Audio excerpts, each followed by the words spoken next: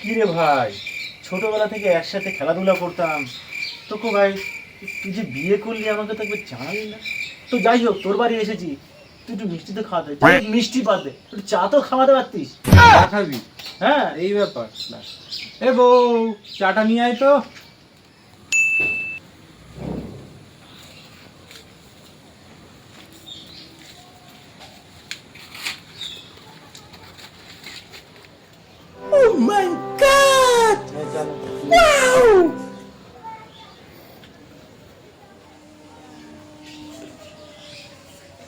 কেমন চা করেছো? চিনি দাওনি? একটু কম ছিল।